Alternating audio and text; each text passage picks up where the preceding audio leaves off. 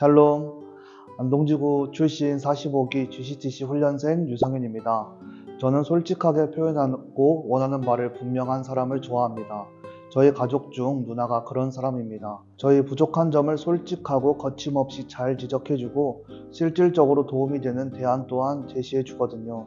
홍삼 독자 여러분도 말씀을 묵상하며 주님의 거침없고 실질적인 말씀에 귀를 기울이는 시간이 되기를 바랍니다.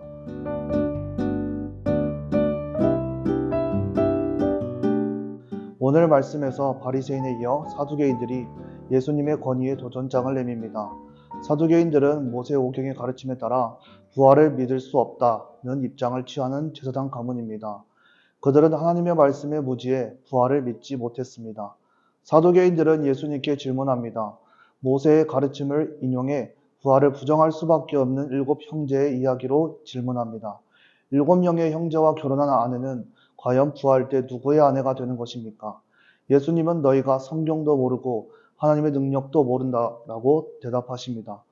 부활 후에는 사람들이 이 세상의 결혼과 같은 관계가 아니라 천사들처럼 되며 그때는 결혼이 존재하지 않는다는 것입니다. 예수님은 또 모세가 불타는 떨기나무에서 하나님을 만나 장면을 인용하십니다. 나는 아브라함의 하나님, 이삭의 하나님, 야곱의 하나님이다.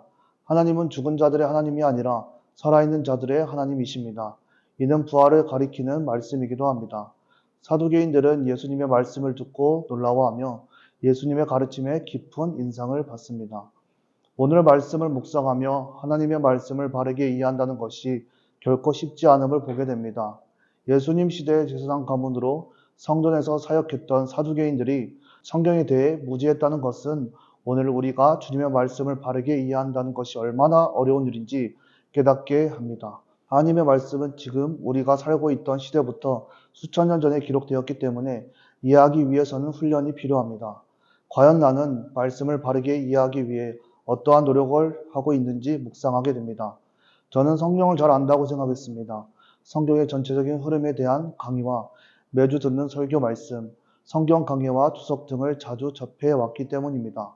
그래서 시간을 내서 성경을 연구하지 않아도 아는 말씀이라고 여겼습니다.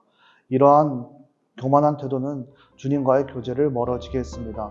형식적으로 말씀을 보며 시간을 내 깊이 묵상하지 않는 이유 또한 찾지 못했습니다. 삶 속에서 말씀의 능력을 기대하지 않았습니다. 말씀을 의지하기보다 사람들과의 관계들, 객관적인 수치, 재정적인 영역 등 눈앞에 있는 것에 초점을 맞춰 살아갔습니다. 그러던 중 한 말씀을 통해 주님이 저를 돌아보게 하셨습니다. 히브리서 4장 12절 말씀입니다.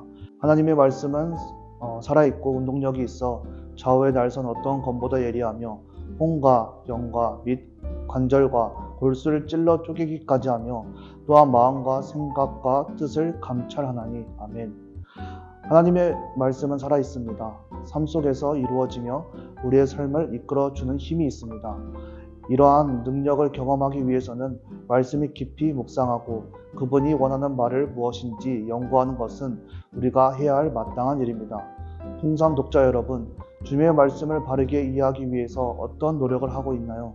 저와 같이 눈앞에 보이는 것에 초점을 빼앗긴 나머지 말씀을 묵상하는 시간을 놓쳐버리지는 않으셨나요? 사두개인과 같이 말씀에 무지한 자들이 되지 않고 매일 주시는 말씀 묵상 시간을 최우선으로 두고 그 시간을 사수하며 살아갑시다.